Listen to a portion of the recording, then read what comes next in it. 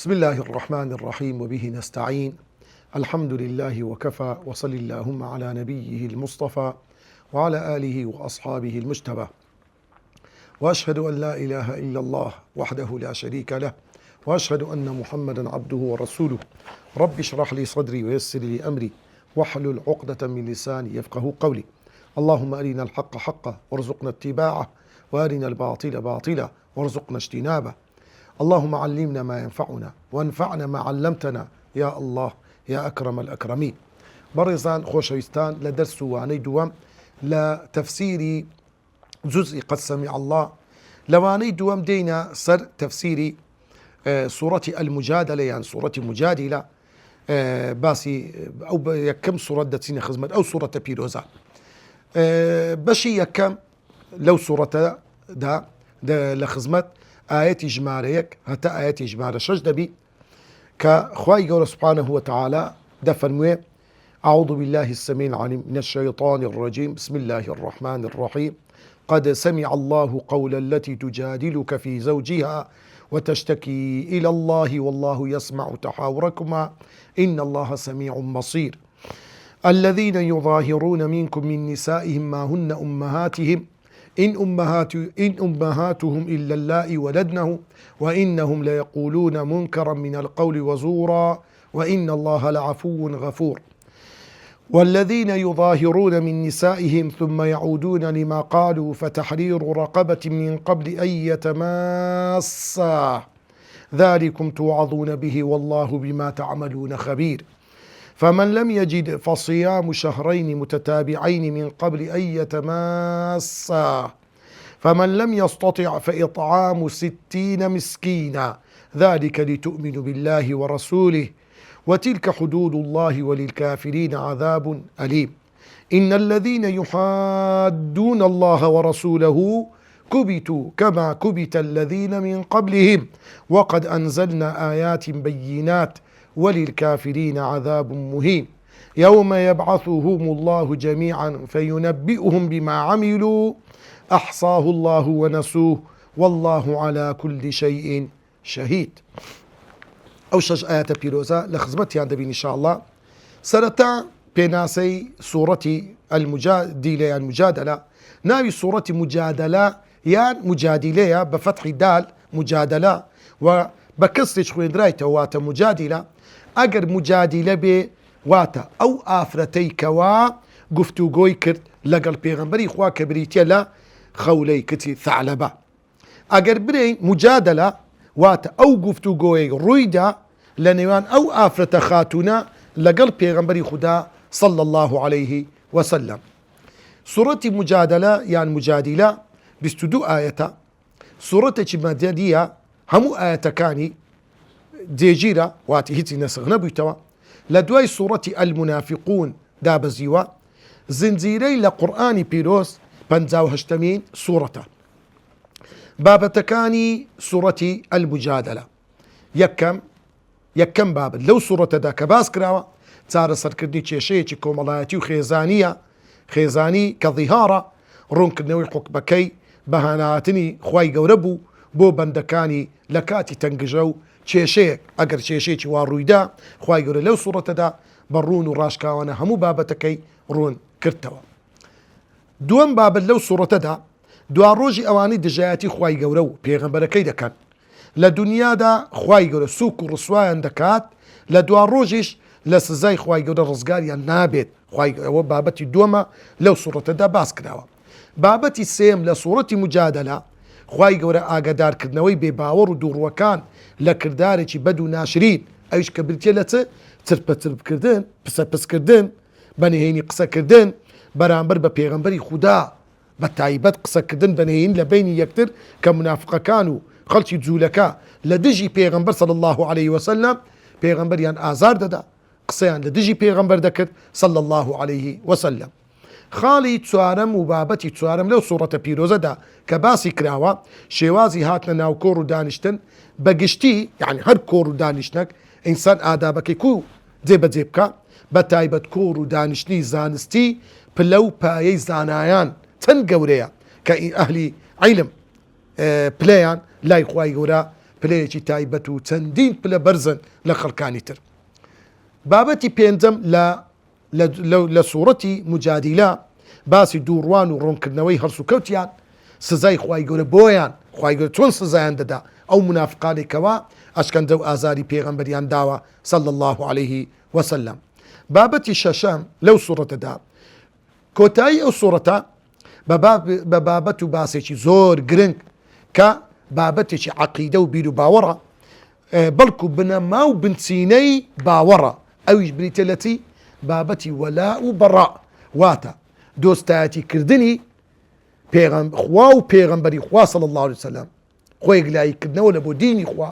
دۆستایەتیکردنی ئیمانداری ڕاستەقینە و دوژمنایەتیکردن و خۆ دەرهێنان و خۆ تەبەڕاکردن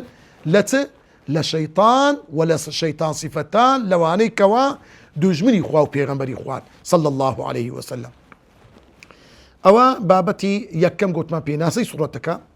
بابەتی دووەم بابەتەکانی سوورەتی مجادلە. بابەتی سێیەم پەیوەندی بە سوورەتی پێشوو. سوورەتی پێشی سوورەتی مجادلە بریتە لە سوورەتی الحەدید. سوورەتی مجادلە لەگەڵ سوورەتەکانی پێش و جزئی پێشی خۆی کە دەکا سوورەتی حەدید و سوورەتەکانی پێشتر، لە سوورەتەکانی پێشودا خوای گەورە هێز و دەسەڵاتی ذاتی پیرۆزی خۆی باس کرد، پشتیوانی خوای گەورە بۆ پێغەمبەرەکەی صلی الله عليه وسلم باس کرا، لەگەڵ باسکردنی هەندێ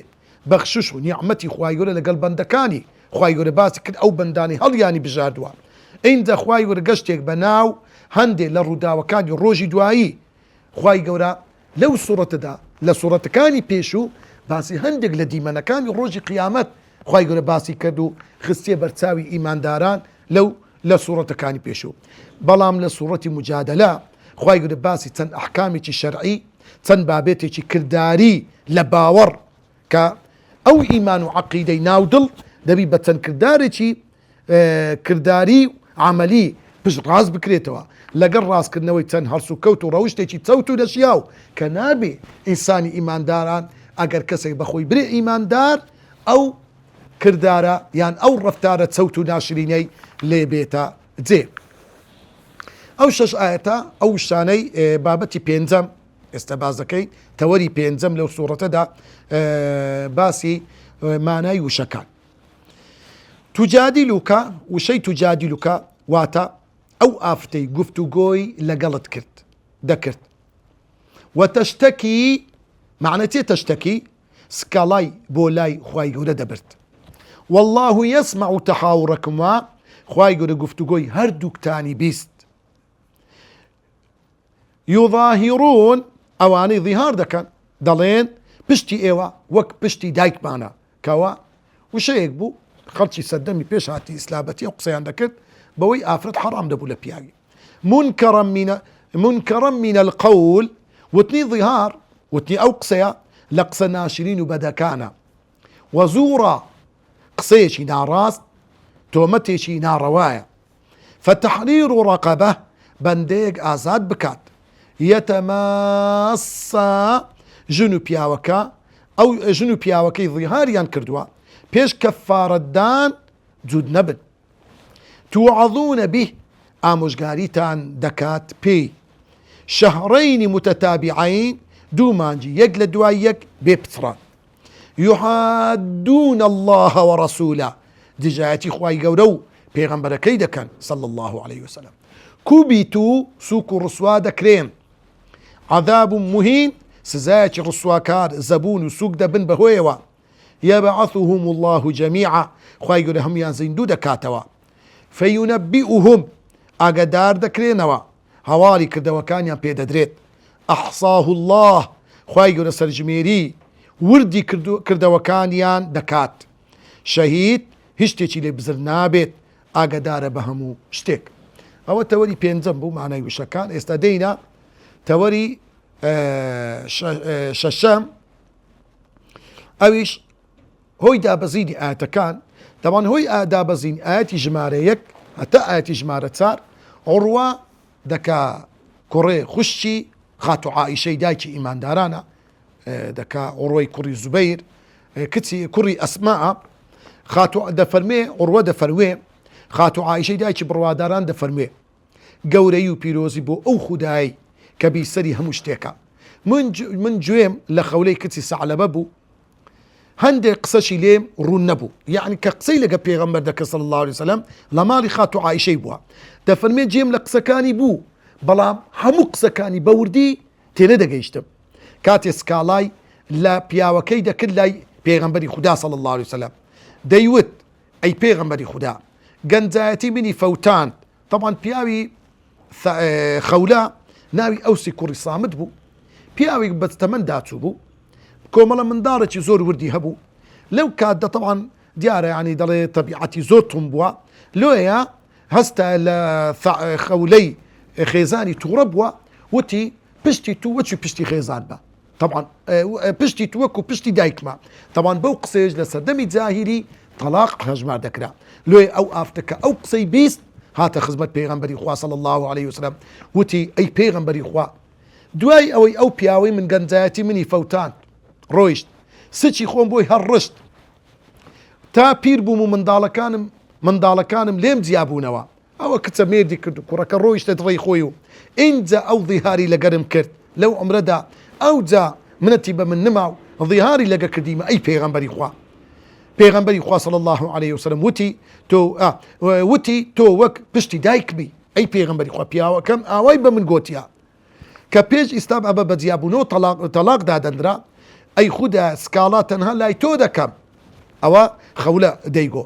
دەفەرمووی هێشتا نەڕۆیشت بوو جوبریل ئەو ئاەتانەی دابەزان. طبعا کە خەولە ئەو قسەی کرد، یا رسول الله چ بکەم ئێستا، حکمی من چییە؟ یعنی تازە بە تازە ئەمن تەلاق بدرێم زۆر زەحمەتە، منداڵەکانم هەموو ڕۆیشتن. فەرمووی ئینە بەطنی لەهم ویعاء، بە پیستەی زجی خۆم منداڵەکانم هەڵگرت، منداڵەکانم هەموو بەخێو کرد، بەڕێم کردن. ئێستا دوای ئەو ئەگەر منداڵەکان لای خۆم دەهێلمەوە ضاعوا دەفەوتێن،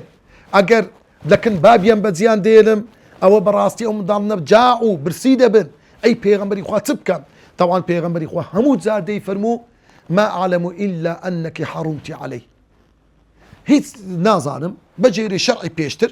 ئەتوو لەو پیاوەی حرام بووی، تەواو دەبی لێک جدا بنەوە. طبعا ئەو ئافتە بەردەوام قسەکانی دووبارە دەکردەوە لەو پێغەمبەر، هەتا خوای گەورە سبحانه وتعالى لە حەفت طەبەقەی ئاسمان فەرمووی قد سمع الله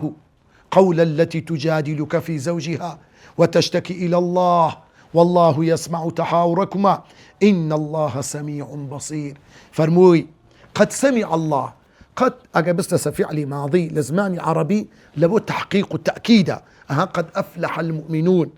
براستي بيقمان ببيهجو دليك بيشكو قمان. سمع الله خواي يقول جوي بيستي تي بيست قول التي تجادلك، قصو قفتاري أو آفرتي كوام أي پیغمبری خوا تجادلك گفتو گوی لگتو دکت في زوجها لدرباري پیاوکی أو قصي أو پیاوی که کردو بوی خواهی گوره بیستی حالي أو آفرتي لي رومبو تبو وتشتكي إلى الله. ليرة دا أقر ورد بينوا وتشتكي إلى الله أو آفرت سكالاي حالي خويدك إلى الله. طبعا دو مصطلح من هي هندك زاري وايا هندك كس توشي بلاو مصيبتك دبي شكال لخوايدك نعوذ بالله. لو تشتكي إلى الله تشتكي من الله ليك جدا، يعني كسك سكالا لخواي بك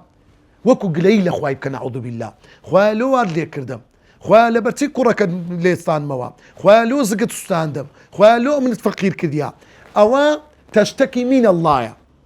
شكاية سكالا لخوا قليل لخوا. خواي يقول النبي هيت إنسانك قصي ناريك بدرات بال خواي يقول أو آفرتا وتشتكي إلى الله خواي يقول دفرمي أو آفرتا سكالاي حالي خوي دبر دبر خواي يقول يعني داواي لخواي يقول دكر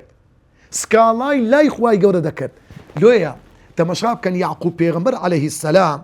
دواي أوي دو زار زرجي دسوتي زار چيان يوسف پیغمبري منداڵێکی تازە پێگەیشتو هەموو ئومێد و ئاواتی وایە کەوا ئەو منداڵە دەبێتە چرایەکی پرشنگدار لە بۆ باوچی و لە بۆ خۆشی. اینجا لی دەستیم دێتەوە لە دواییدا کوڕە بچووکەکەی بنیامین ئەو دوو ئیبتیلا و موسیبەتە گەورەیە کە چاوەکانی سپی دەبی چاوەکانی بینایی نامینێ لەو کاتەدا چ دەڵێ ئینەما ئەشکو بەثی وحوزنی إلى الله نەک من الله ئەهان تەمەشا بکە من شکایەتی حاڵی خۆم هەناوی پڕغەمی خۆم هەڵدەڕێژم إلى الله لە بۆ خوای گەورە غەم و پەژاری خۆم لە لای خوای گەورە باز دەکەم لێ بەڕێزان زانایان دەڵێن ئەو کەسەی دڵی پڕە ئەو کەسەی غەمی زۆرە ئەو کەسەی پەژارەی هەیە بە سێ شێوە دەتانی خۆی تەفریغکە یعنی ئێستا لۆ نمونە کابرایەک تووشی بەڵاو موسیبەتێکی زۆر گەورە دەبی جەرجی دەسووتێ خۆشەویستێکی زۆر نزیکی لێ دەمری خۆ معنای ئەوەی نییە هەر گریە پێ کافر دەبی یان گونەعبار دەبی نا پێغەمبەری خوا گریایە یعنی دروستە ئینسان لە کاتی بەڵام موسیبەت مردنی کەسێکی خۆشەویستی فرمێشی ڕەحمەت لە چاوی بێتە خوارێ پێغەمبەری خوا گریایە لە بۆ منداڵەکانی خۆی بەڵام سکاڵا نەبی لە خوا لە خۆدان و فیغان و دڕاندن لە بەرجی خۆی و لە ڕوودان و پرچ قژە ڕین ئەوە دژمنایەتیکردن و شکایەتکردن لە خوا ئەوە بێزاری دەربڕینە خوای گەورە ئەوی پێخۆش نییە لۆیە کاتێک کە پێغەمبەری خوا فەرمێ سەگاتە خوارێک کە یەک لە منداڵەکانی مرد یان منداڵی کچەکەی بوو وتێ یا ڕەسوڵ الله ئەتوش دەگریەی پێغەمبەر فەرمی ئینەما هذه ڕەحمە ئەوە ڕەحمەتێکی خوایە داینایە من لا يرحم لا يرحم ئەوەی ڕەحم و سۆز و بەزەی بە خەڵک نێتەوە خواش ڕەحمی پێ ناکا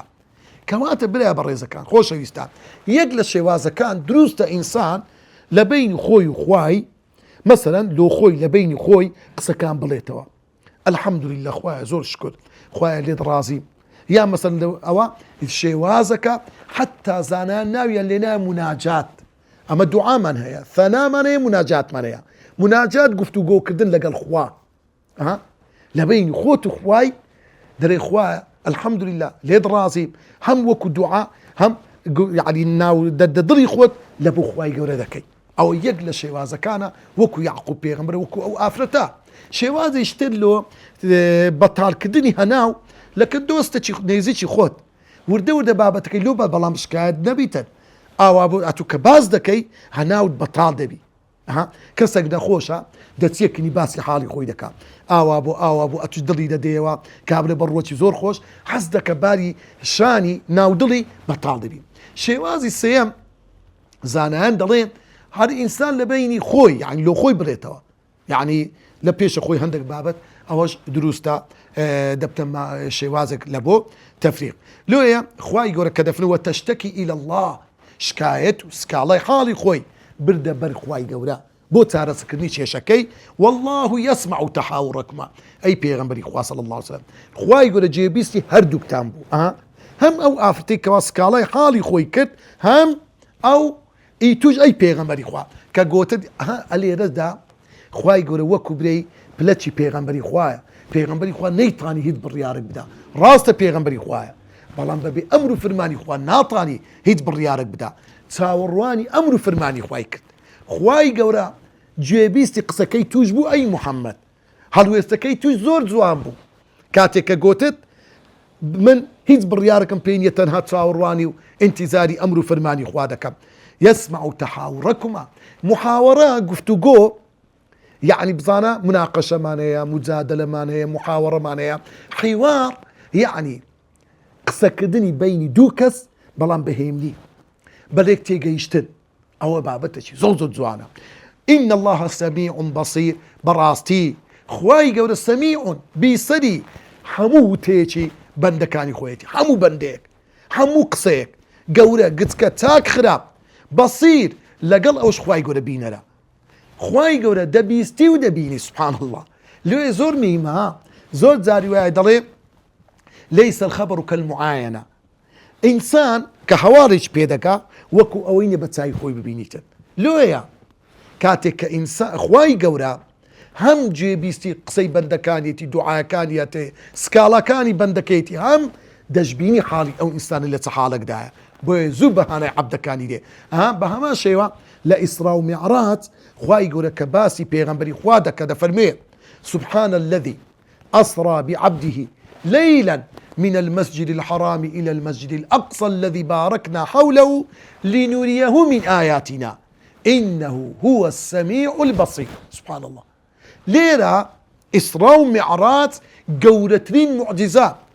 قورترين هيزو دا صلاة خواهي قورا دبا خواهي قورا بري إنه على كل شيء قدير، دبا بري إنه هو القهار.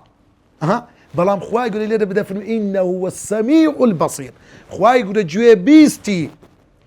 سكالاكي پیغمبر بو وحالي پیغمبريش بيني زاني پیغمبري خواه بيوستي بويه كوا دبي برز بكريتو ريزي لي بجيري. انجا خواهي قورا دا فرمي حالي او آفرتي تسبو بوشوي سكالاي بدبر خواهي قورا. خواهي قورا دا فرمي اي آفرت اي خولة اي پیغمبري خواه هوال بدا اواني حالة شوان للرددا الذين يظاهرون منكم او بياواني كوا يظاهرون. كلمة يظاهرون واتا حكمي شرعي الظهار لك خيزانيا دكن. كلمة يظاهرون واتا ظهار دكن. ظهار تيا واتا بياوك بخيزانك خوي بلي بشتي تو وكو بشتي داكما. لو كلمة ظهار لظهر وهاتوا. ظهر يعني بشت او مصطلح بقبوا يعني كوب بشتي داكم حرام لكر آواش بشتي خيزانكم حرامة لمن يعني أتو حرام بوي. طبعا لبيش هاتي إسلام شوي باس مانكت أو بطلاق سيبو لكو تاي إن شاء الله باسي أو حكمي ظهارة دا كيمتونو بتشي وازكا خواهي قرد في أواني أو قصة أو قصي ظهارة دا كان منكم لأيوة أي إيمان داران من نسائهم لقال خيزانة كان يان أو قصة دا كان ما هن أمهاتهم بابري أتوكو خيزان مواي بابري أو بياو بري خيزانة كم وكو دايك موايا خيزانة كانيان ما هن أمهاتهم خيزانة كانيان نابدة داتيان خيزانة كانيان وكو داتيان نيا ليك زدان إن أمهاتهم إلا اللائي ولدنهم. خواهي قلت إن طبعا إن الإراء لبو نافية واتا ما أمهاتهم داتيان شتغنينا إلا اللائي ولدنهم أوان بونك أوان يليبوا يعني أو بياوك أو قصيدك دايشي أو من دالي بوا إيه بلام خيزان خو خيزانكي أوي لي نبوا ما أو آفرتي كوا أو بياوي هنا يتصر دنيا حكمتي خاصي هي أو دايكا دايق لإسلام زور قوريا لو إيه خواي قورا إن أمهاتهم إلا اللائي ولدنهم أوانا أو آفرتانا كأنقويان للرحم خويان هرقرتيو ايو بشكل لو دايكانو أوانا حرمتي زور تايبت بخويانا لو اي اقدار بن أو قصنكن أو قصيا قصيش زور قوريا زور دياوازا آفرت لقل دايك حرمتي خاصة تايبتي خويا لو يا حرامة إنسان دايكي خوي بيني دابيري خوي بيني لبروي دايك حرمة قدسيتي تايبتي خوي هي. وإنهم ليقولون منكرا من القول أو كساني أو قصدكن دلين خيزانا كان من وكو دايك بان وايا ليقولون قصيتي يعني كردوا منكرا قصيتي منكر قصي منكر معناتها منكرا من القول واتوتيك قصيتي ناريك قصيتي بيتواني شرعي خوا وزورا. كلمة زور معناتها يعني قصيتي بروبوت بطال قصيتي ناراس. ابن القيم بجوزي ده فرميه الزور هو الباطل. كلمة زور يعني قصي بروبوت بطال بمعنى قصي كأصلي نبيتا إيه خيزان كده بتا دايك قصتي بطالة أدي منكرا معناتها يعني خلاف المعروف بيتواني شرع عرف عادة خلشيشة يعني أو قصة كسر عاقل بدابي أو قصي بكا. وإن الله لعفو غفور بلام أقدار من لقلوي إنسان أو غلط تشيكت خواهي يقول لعفو أقر كسك بشيمان بوا داوي لي برديكر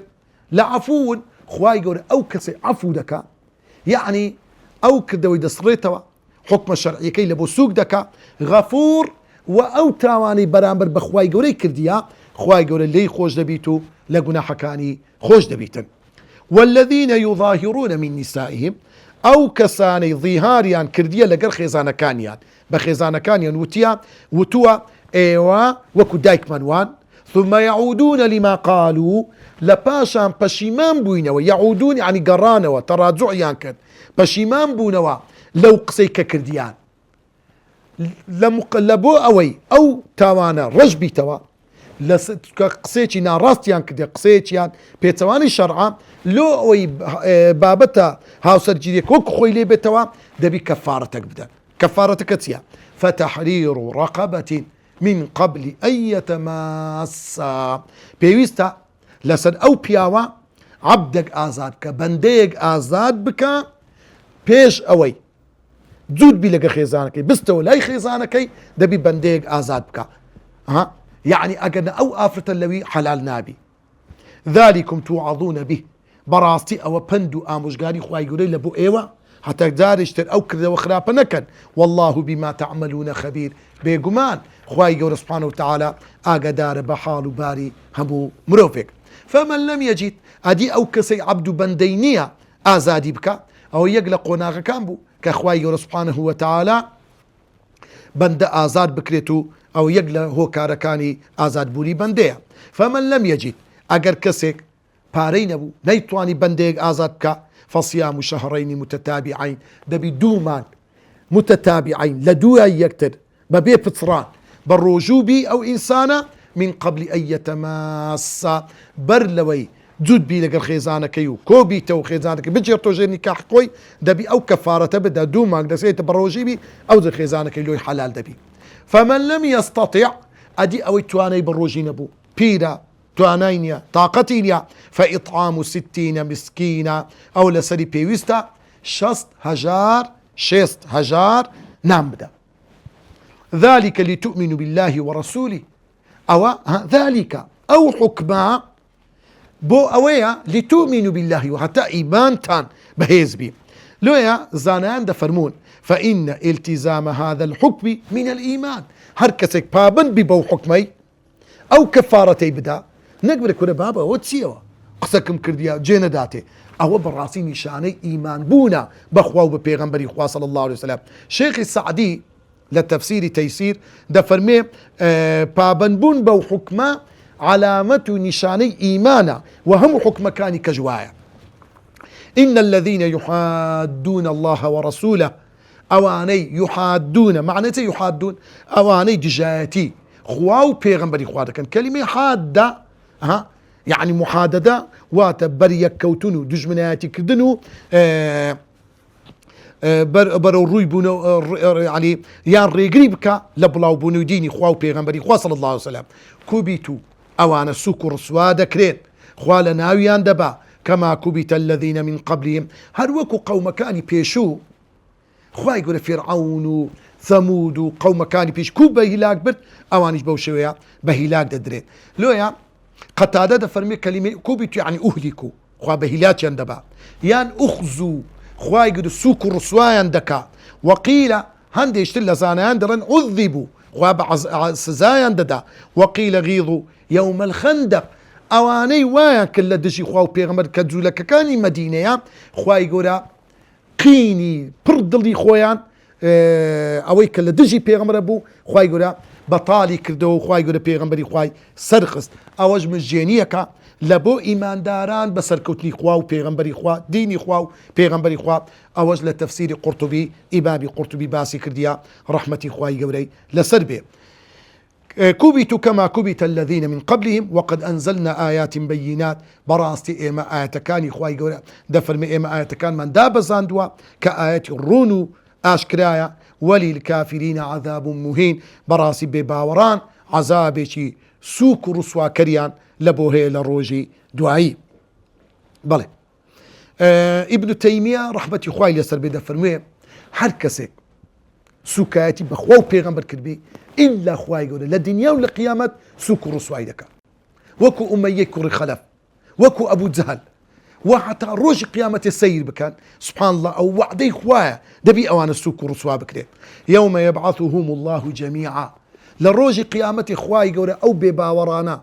أوان دجاتي خواو بيغمبر دكا هر هميان كو دكاتوا جميعا يقنف الناطانا لي بستدري حن هم يكود كاتو خواي قولا سبحانه وتعالى فينبئهم بما عملوا خواي قولا آقداريان دكاتو يجيتيان بو كردار خراباني ككرديتيان وإيمان دار بكردا وتاكا كانيان أو أحصاه الله ونسوه خواي قولا سرجميني همو كردا وكاني أواني كردوا بلام أوان لبيريان تويتوا أي لم يفتوا منه شيء إمام شوكاني دا فرموه وات هشتشيان لو كداني ككديتيان لي بزرنابي والحال أنه لم ينسوه لو حال تجدا أنه نسوه أوان لبيريان توا بلام خواي سبحانه وتعالى يكبك كردوي صحيفي أعمال تومار كراوة لويا يجي لقودة ترين ناخوشي سزاي روجي قيامت أو يك خواي قولة فرمي سبحانه وتعالى أو يك للروجي قيامة إنسان كان وبدا لهم سيئات ما لم يكونوا يحتسبون هند جناخيا لو بدر ذكري كأوان هذا أصلا بجناخيا حسيبنا كده وقابنا ممدا يا ربي توري هشتم سودو بنده الانزرا وكادي أوتسن آية بيروزا يكم بيوست مسلمان لكاتي همو تشيشو جريفتك بناب بات اللاي برخواي جورا واروها تنها خواي جورا تسار سري تشيشو جرفتي مروفا كان دكا خالي دوام لپند و سود و قازانتەکان دلێری و بیوێری مسلمان ژم بێ دیان پیاو بۆ داواکاری مافی ڕەوای خۆی وەخۆ بە کەمزانی و خاچێتی و کار بەدەستی مسلمان لە بەرامبەر خەڵکەکەی پێغەمبەری خوا صلی الله علیه و سلم بەرزێتی نەنوان ئافرەتێک کە دەستە ماڵی پێغەمبەر سکاڵا داواکاری خۆی پێشکەش دەکات. خاڵی سێم بە ئەمەچی ئافرەتی مسلمان بۆ پیاوەکەی لەگەڵ خراپبوونی پیاوەکەی دەڵێ طبیعەتی خراپ بووە وا بووە بێبنێتی خۆی دەرنابڕی نەتم پێ تەلاق نا بەڵکو ئەو ئافرەتە زۆر پەرۆشی پیاوەکەیتی دەڵێ ئەی پێغەمبەری خوا واللهی ئەوس طبیعەتی خراپ بووە پیر بووە ئەمن نەبم کەس لەگەری ناخەوێتەوە ئەو منداڵانە زایع دەبن. خاڵی چوارەم لەو پند و دەرسانە کاریگەری هەردوو سیفەتی پیرۆزی سەمیع بەسیر بەڕاستی زۆر مهمە لە خوێندنەوەی ئاەتەکانی قورئان زۆر لەو دوو وشەیە ورد بنەوە لەو دوو ناوە پیرۆزەی خوای گەورە. خاڵی پێنجەم ناڕەوایەتی هەر وشەیەک کە پێچەوانی ڕاستی بێت دەبێ مرۆڤ ئاگدار بی هەر شتێک پێچەوانی ڕاستیە خۆی لێ بە دوور بگری. خاڵی شەشەم هەندێک لە تاوان و گوناوان گوناهەکان پێویستی بە کەفارەتە وەکو ظیهار سوێن خواردن دەبی کەفارەتی لە بۆ بدرێ. خاڵی حەفتە یەکێک لە هەنگاوەکانی نەهێشتنی بەندە و کۆیلایەتی ئازادبوونی بوو ئازادکردی بوو بۆ سڕوونەوەی هەندێک لە گوناهەکان وەکو قەتل وەکو کەفارەتی گوناح سوێن خواردن ظیهار و چەندین حکمی تریشەیە. هەشتم هەروەک ڕۆژوو بۆ سڕینەوەی گوناهەکان دانراوە چونکە جڵەوگیری لە خراپە دەکات هۆکاری نزیکبوونەوەی مرۆڤ لە خوای گەورە. خاڵی نۆ ناندانی هەژار سوودی هەژارانی تێدایە مرۆڤ لە چروکی قورچۆچی دەپارێزێت تەمبێبوونی تێدایە بۆ ئەوەی نانەکە دەدات. خاڵی دێم هەر کەسێک ڕێگری و بربەست لە ڕێگای پەیامی خوای گەورە بانگەوازی پێغەمبەری خوددا دابنێت سووک و ڕسوا دەبێت لە دنیا و لە دوا ڕۆژ. ڕوونکردنەوەی بابەتی ظیهار ماناکەی لە ظەهرەوە هاتووە واتە پشت چونکە بۆیە لەوە هاتووە کە پیاو بەژنەکەی دەڵێت دەوت لە پێشتر تۆ بۆ من وەک پشتی دایکبی. لە جاراوەی شەرعیدا وێک چواندنی ئەندامێکی لەشی ژنە ئافرەتە وەک پشتی زژی ڕانی یان هەر ئەندامێکی تری بەری وەکو دایکم وای وەکو خوشکم وای یعنی لەو ئافرەتانی کە حەلالە لە بۆی. مێژووی ئەو بابەتە پێش هاتنی ئاینی پیرۆزی ئیسلام ئەو بابەتە هەبووە ژن لە پیاو حرام دەبوو بە تەلاق هەژمار دەکرا دروزنە و پیاو سەرجەیی لەگەڵدا بکە. حکمی ظیهار لە شەریعەتی ئیسلام حرامە نابێ پیاو ئەو قسەی بکە لەبەرەوەی خوای گەورە فەرمووی وئینەهم لەیەقولونە منکەرە من القول وزورا لۆیە و ئەو گوناحیشە لۆیە خوای گەورە باسی عەفو غەفوری کردووە لە صفاتەکانی خۆی. ئەگەر وێک چواندنێکە بە بەستی لە خۆ حرامکردن نەبێت لە خۆی حرامکە وەکو بڕێ واللهی خێزانەکەم مەسەرەن دەستاوی وەکو دەستاوی داکمە مەسەرە خێزانەکەم چاوی بە چاوی داکم دەچی ئەوە دروستە مەقسەدی ئەوە نیە لە خۆی حرامکە ئەو حالەتە دروستە. مەرجەکانی ئەو کەسەی ظیهار دەکات مسلمان بێت کافر ئەگە دۆ شتەش بکە ئەوانە ئەویان نییە دەبی کەسێکی عاقل بێ ئەگە شێت ئەو قسەی کردی چی لەسەر نییە منداڵێکی کەس کە ئەو قسەی بکە ئەویش هیچی لەسەر نییە. بەهۆی ظیهارەوە سەرجەی ژن و پیاو حرام دەبێت حتا کەفارەتەکە دەدرێت. حتا کەفارە نەدرێ دروست نییە پیاوەکە سەرجەی لەگە خێزانەکەی بکە. کەفارەتەکەش گوتمان بریتە لە ئازادکردنی بەندەیەک یان بە ڕۆژوبوونی 2 مانگ لەسەر یەکتر یان ناندانی 60,000 لەو کاتی ئەو کەسە نەتانی بە ڕۆژیبی. ئەو کەفارەت لەسەر ڕای هەندێک دەزانایان بە ڕیزبەندیە، یعنی دەبی عەبدی ئازاد، ئەگە عەبد نەبوو ئەوجا 6 ڕۆژ بە ڕۆژی دەبوو، ئەگە نەیبوو ئەوجا ناندانی هەژارانە. ئەگەر پیاوەکە ضیارەکەی بە ماوە کات پەیواز کرد، هەر کاتێ ماوەکە تێپەڕی ضیهارەکە نامینێت. مەسەڵەن گوتی ئەتووەچی دایکمی حتا مانگە چیکە یان تا هەفتە چیکە، ئەوە لەو حاڵەتێ دەبی ئینسان ئاگدار بی بەڕاتی ضیهارە حرامە، ئینسان نابی بیکاتن. وصلى الله وسلم وبارك على سيدنا محمد. يك خالي كما العمل بالآيات كو إيما لو 6 آياتا بطان لجياني روجاني خو من بكاري بينين يك لو خالا هميشه بردوام سكالاي حالي خود بأشكرا وبنيني لا إخواي قربك. ئەگەر فەقیری، ئەگەر هەژاری، ئەگەر نەخۆشی، ئەگەر دەردەڵدڵیە کە تەیە، ئەگەر منداڵت خراپە، ئەگەر پیاوت خراپە، ڕوو لە خوا بکە. خاڵی دووەم، زۆر ڕێزی خێزانی خۆت بگرە. ئافرەت زۆر ڕێز لە پیاوی خۆت بگرە. هەمیشە و بەردەوام بەڕاستی خێزانی تۆکمە، عائیلە و خێزانی تۆکمە بەردی بناغەی بەختەوەری دنیا و قیامەتە. وصلى الله وسلم على سيدنا محمد وعلى آله وصحبه أجمعين.